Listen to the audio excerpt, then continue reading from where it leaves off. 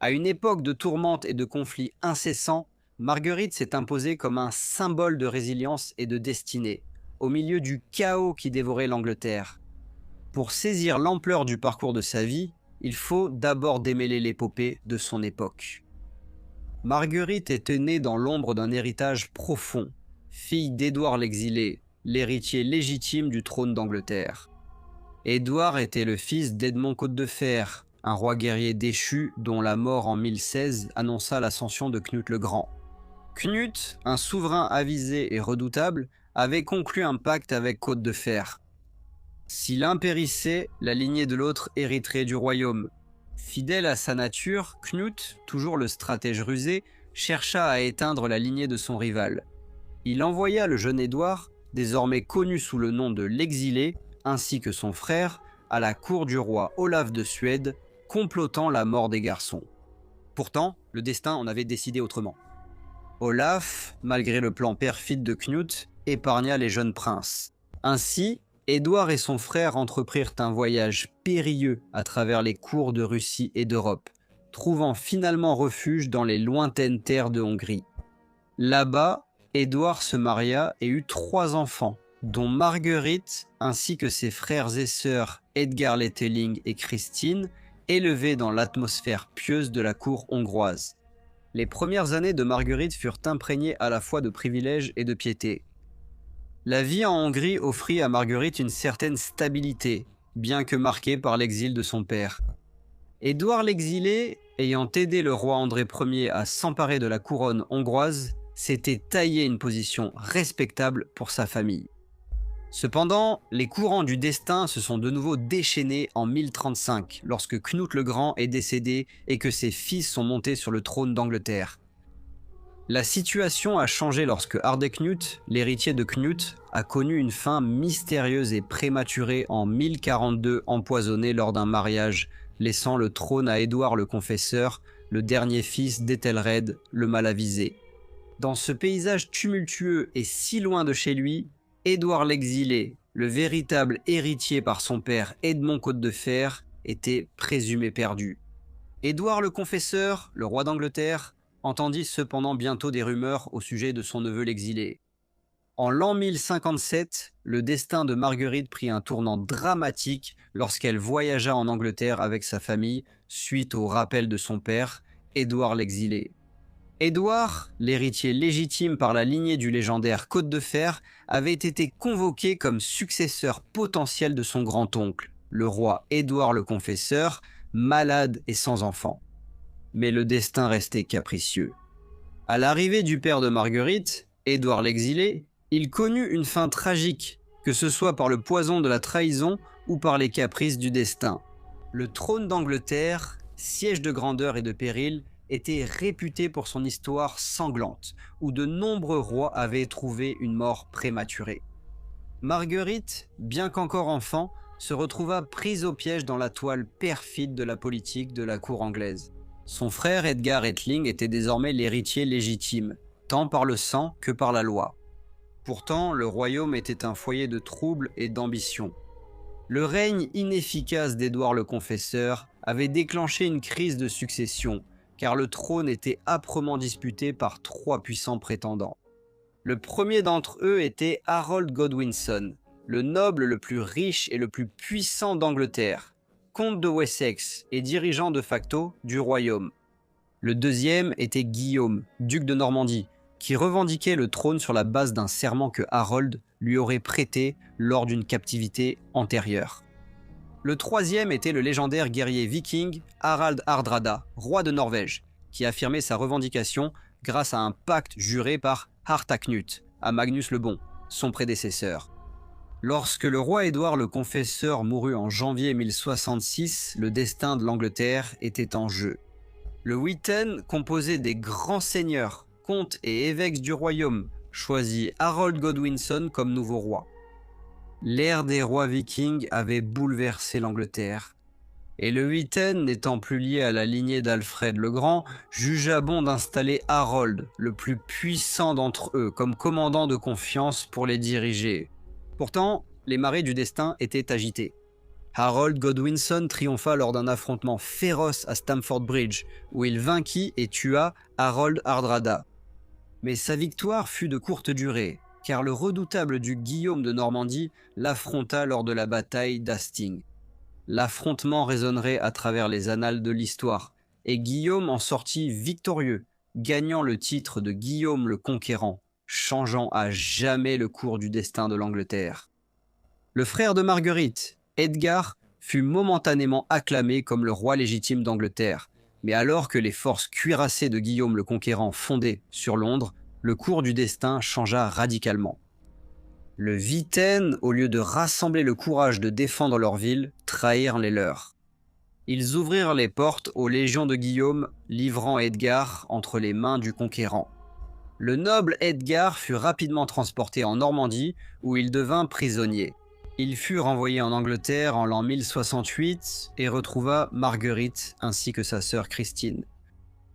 D'une manière ou d'une autre, les derniers descendants d'Alfred réussirent à échapper à leur captivité normande et se dirigèrent vers l'étendue sauvage de la Northumbrie. Selon la légende, la mère de Marguerite, Agathe, veuve mais résolue, tenta de fuir les côtes de la Northumbrie et de retourner sur le continent européen avec ses enfants. Mais la colère des éléments contrecarra ses plans. Une tempête féroce s'abattit sur leurs navires, les projetant loin vers les régions nord de l'Écosse. Là, en l'an 1068, ils firent naufrage sur les rivages sauvages et indomptés du royaume écossais. Dans cette terre étrangère, ils trouvèrent refuge sous la protection du roi Malcolm III, le souverain audacieux et légendaire des Écossais. Selon les chroniques d'Orderic Vital, Malcolm s'était rendu à la cour d'Édouard le Confesseur en l'an 1059, cherchant à obtenir la main de la parente d'Édouard, Marguerite, en mariage. Ainsi, la tempête qui jeta Marguerite et sa famille en Écosse fut peut-être guidée par le destin, l'orientant vers sa voie prédestinée. Malcolm III, veuf avec 2 fils, Donald et Duncan, aurait été attiré par l'union avec l'une des dernières membres restantes de la maison royale anglo-saxonne de Wessex. Le couple se maria en l'an 1070, marquant une union mémorable qui éleva Marguerite au rang prestigieux de reine consort. Leur mariage, un spectacle d'opulence et de cérémonie, scella le destin de Marguerite, passant du statut d'exilée à celui de reine. Pourtant, le frère de Marguerite, Edgar, demeurait un symbole inébranlable de résistance face à la force écrasante de Guillaume le Conquérant. Sa rébellion audacieuse en Northumbrie déclencha une riposte catastrophique connue dans l'histoire sous le nom de Dévastation du Nord. Au cours de l'hiver impitoyable de l'année 1069, Guillaume lança une campagne brutale et implacable pour écraser la résistance des Northumbriens. La présence du dernier prétendant de Wessex au trône, Edgar Ætling, a déclenché de violentes révoltes parmi les anglo-saxons, les anglo-scandinaves et les Danois. Déterminé à briser l'esprit de rébellion, Guillaume a d'abord soudoyé les Danois pour qu'ils se retirent. Ensuite, il a tourné sa colère vers le nord, appliquant une politique impitoyable de la terre brûlée. Les comtés du nord furent ravagés, leurs champs brûlés, leurs villes laissées en ruine. Certains historiens ont même qualifié ces actions de génocide. Le livre du jugement dernier de l'année 1086 dresse un tableau sombre, indiquant que jusqu'à 75% de la population a péri ou disparu. Au milieu de cette tempête de destruction, Marguerite, toujours fidèle à sa famille, a sûrement supplié Malcolm d'apporter son aide à son cher frère Edgar dans une tentative désespérée de restaurer son héritage perdu. Pourtant, Guillaume le Conquérant s'est révélé à la fois redoutable et astucieux.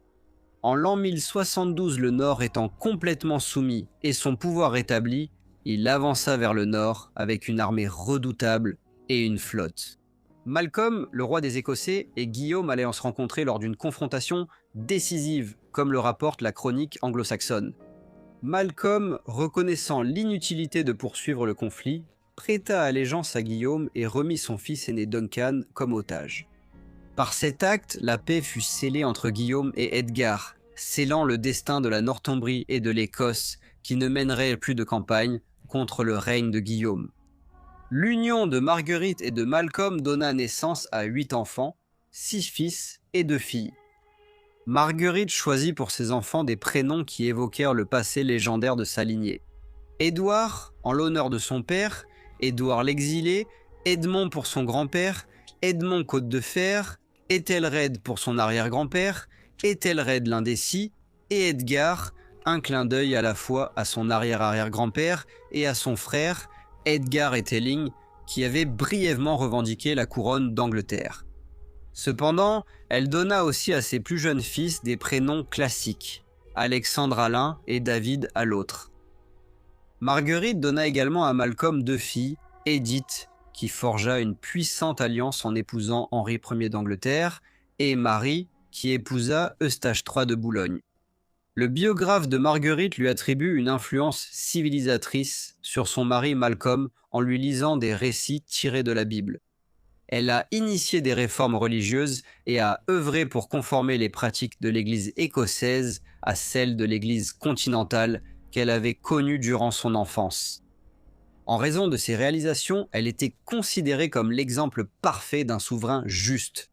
De plus, elle a influencé son mari et ses enfants, en particulier son plus jeune fils, le futur roi David Ier d'Écosse, afin qu'il soit un souverain juste et pieux. Tous les chroniqueurs s'accordent à dépeindre la reine Marguerite comme une femme de caractère fort, pur et noble, qui exerçait une très grande influence sur son mari. Sa religion, authentique et profonde, était du rite romain le plus récent, qu'elle a introduit dans l'église écossaise. Marguerite se consacrait à la charité, servant chaque jour les orphelins et les pauvres, et leur lavant les pieds en l'honneur du Christ. Elle se levait chaque nuit à minuit pour la liturgie. Elle installa des bacs pour les pèlerins et priait dans une grotte, aujourd'hui appelée grotte de Sainte-Marguerite. Malcolm ignorait apparemment en grande partie les effets à long terme des efforts de Marguerite, n'étant pas lui-même particulièrement religieux. Cependant, il acceptait qu'elle poursuive ses réformes à sa guise. Le 13 novembre de l'année 1093, le destin porta un coup cruel à Marguerite lorsque son mari Malcolm III et leur fils aîné Édouard périrent lors de la bataille d'Anwick contre les Anglais. La sombre tâche d'annoncer cette nouvelle dévastatrice revint à leur fils Edgar, qui fut accablé par le devoir déchirant de révéler cette tragédie à sa mère, accablée de chagrin. Selon les annales d'Ulster, seulement 9 jours plus tard, le 16 novembre de l'année 1093, Marguerite, encore dans la quarantaine, fut emportée par la profondeur de son désespoir, incapable de supporter le poids écrasant de sa perte. En l'an 1250, le pape Innocent IV la canonisa sous le nom de Sainte Marguerite, honorant sa profonde sainteté, sa loyauté indéfectible envers l'Église catholique romaine et son œuvre de réforme et de charité. Son nom perdure dans des églises à travers le monde, la chapelle Sainte-Marguerite au château d'Édimbourg étant l'une des plus vénérables fondée par son fils, le roi David Ier d'Écosse. Le fils de Marguerite, David, qui fut prince des Cimbriens de 1113 à 1124 et régna comme roi d'Écosse de 1124 à 1153, perpétua l'héritage de sainteté de sa mère. Sa lignée s'est mêlée aux conquérants normands par l'intermédiaire de sa fille Édith, connue sous le nom de Mathilde, qui devint reine d'Angleterre en épousant le roi Henri Ier, le plus jeune fils de Guillaume le Conquérant. Ainsi, l'influence de Marguerite a fait le lien entre les anciennes lignées de Wessex et des Normands, assurant la continuité de la lignée d'Alfred le Grand au sein de la famille royale anglaise. Je tiens à adresser un immense merci à tous mes membres. Votre contribution aide vraiment à rendre toutes ces vidéos possibles. Un remerciement spécial à Stéphanie Hassan, Teresa Lucas et John Seitz. Si vous avez apprécié la vidéo, n'oubliez pas de liker, de vous abonner et de partager. Et je vous retrouve très bientôt pour un autre épisode de History Profile.